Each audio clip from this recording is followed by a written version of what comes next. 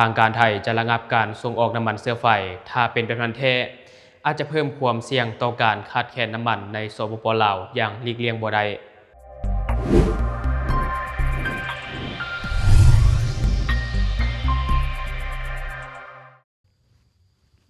สบายดีท่านผู้ชมยินดีต้อนรับเข้าสู่รายการช็อคเดอะนิวและข่าวที่ข้าพเจ้าอยากจะนำเสนอในวันนี้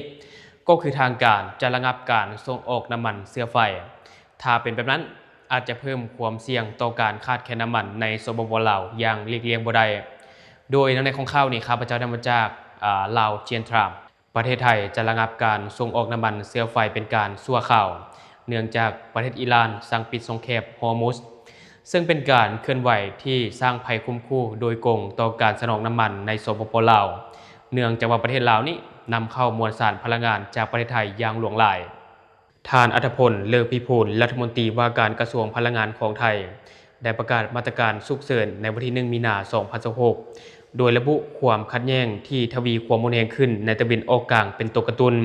นอกจากการระงับการส่งออกแล้วท่านยังได้สั่งให้สร้างตั้งศูนย์ติดตามกฎกาพลังงานฉุกเฉิน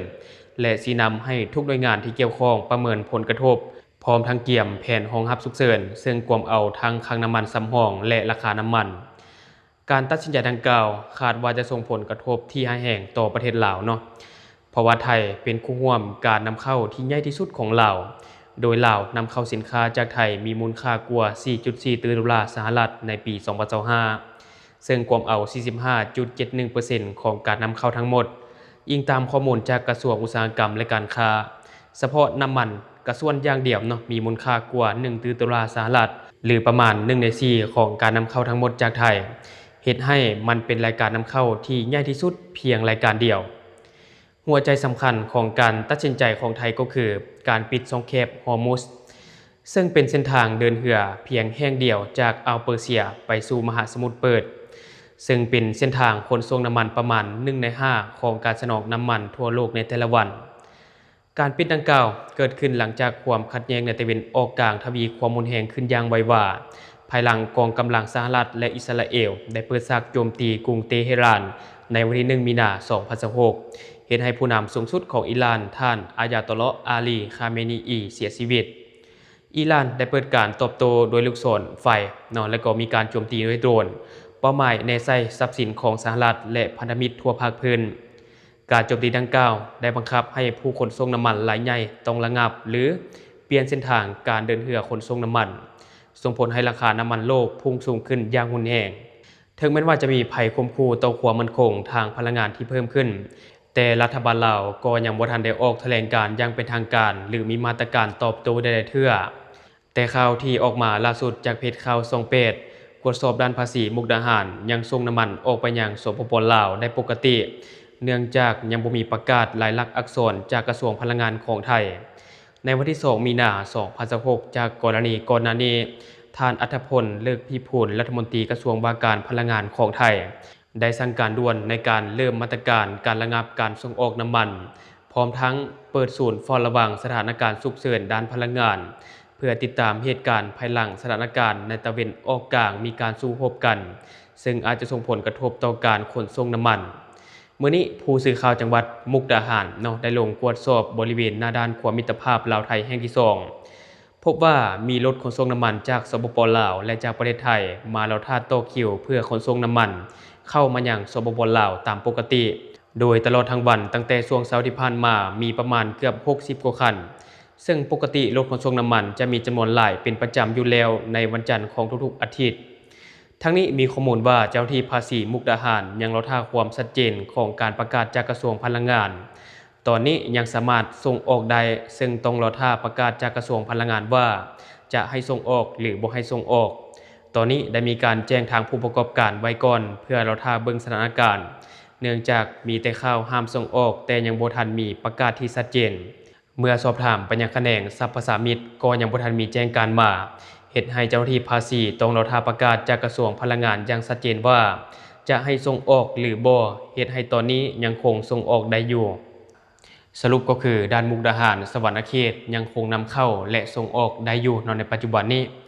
ถ้านำเข้าจากไทยบ่ได้แท้ๆเนาะลาวอาจจะกลับมาขาดแคลนน้ำมันคือกับในช่วงโควิด19ที่ผ่านมา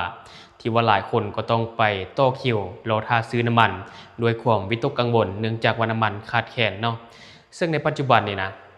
เราก็ต้องติดตามสถานการณ์ไปพร้อมๆกันเนาะเพราะว่าในตอนนี้เกิดความบ่แน่นอนหลายอย่าง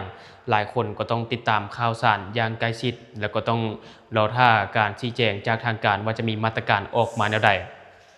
เพราะว่าในปัจจุบันนี้ความขัดแย้งของตะวันออกกลางเนี่ยนะถือว่าทวีความรุนแรงขึ้นไปเรื่อยๆอย่างที่เราเห็นข่าวอยู่ในปัจจุบันที่ว่ามีการยิงกันและมีหลายคนก็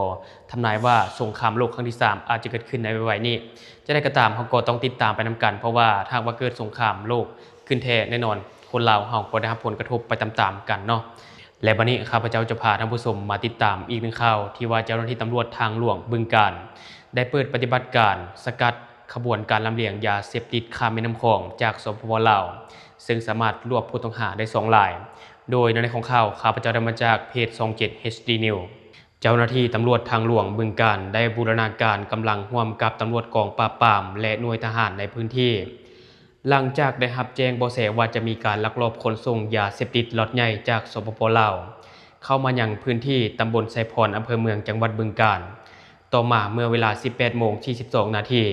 เจ้าหน้าที่กดพบเรือจักรหางยาวต้องสงสัยเข้ามาเทียบบริเวณลำห้วยบางบาดจนฮอดเวลา 18:50 นาทีพบรถยนต์ต้องสงสัยขับเข้ามารับสิ่งของจากบริเวณดังกล่าวก่อนจะเร่งเครื่องหลบหนีไปเจ้าหน้าที่จึงได้ไล่ติดตามและสามารถสกัดจับไว้ได้จากการกดค้นพบถุงยางพลาสติกสีดำจำนวน4ถุงบรรทุกอยู่บริเวณท้ายรถกระบะและภายในห้องโดยสารเมื่อกดสอบเบื้องต้นพบเป็นยาไอซ์น้ำหนักรวม214 กิโลกรัมเจ้าที่ได้แจ้งสิทธิ์และข้อหาก่อนจะควบคุมตัวผู้ต้องหาทั้ง2รายส่งให้กับกองร้อยเฉพาะกิจฐานผ่านที่2108เพื่อกวดนับของกลางอย่างละเอียดและดำเนินคดีตามกฎหมายในเบื้องต้นผู้ต้องหาทั้ง2รายได้ให้การรับสารภาพตลอดข้อกล่าวหาโดยเจ้าที่กำลังอยู่ในระหว่างการขยายผลเพื่อติดตามเครือข่ายที่เกี่ยวข้องต่อไปและที่ผ่านไปก็จะเป็นเงื่อนในข่าวน้องท่านผู้ชมที่ว่ามีการจับกลุ่มเครือข่ายลำเลียงยาเสพติดจากฝั่งสปป.ลาวและรูปแบบนี้ก็คือว่ามีเรือจักรหางยาวเนาะแล่นมาจากฝั่งลาวหลังจากนั้นก็ได้ทิ่มสิ่งของไว้เคียงฝั่งหลังจากนั้นก็มีคนไทยไปรับช่วงต่อในการลำเลียงยาเสพติดเข้าสู่พื้นที่ชายแดนของประเทศไทยแต่ในเหตุการณ์นี้ก็คือบ่รอดเนาะถูกเจ้าหน้าที่สกัดเอาไว้ได้อันนี้ก็ต้องสมเสยและทั้งหมดก็คือสิ่งที่ข้าพเจ้าอยากจะนำเสนอในวันนี้ทุกคนเดคิดเห็นอะไรกับข่าวนี้ก็อย่าลืมเนาะคอมเมนต์บอกกันเดหรือว่าอยากประกอบส่วนข้อมูลอยากตามนี้เตียนก็อย่าลืมฝากไว้ภายใต้คอมเมนต์ของเราและเราจะเข้าไปอ่านและก็ตอบแลกเปลี่ยนประสบการณ์นํกันอย่าลืมสนับสนุนกันด้วยการกดติดตามช่องขอขอบใจ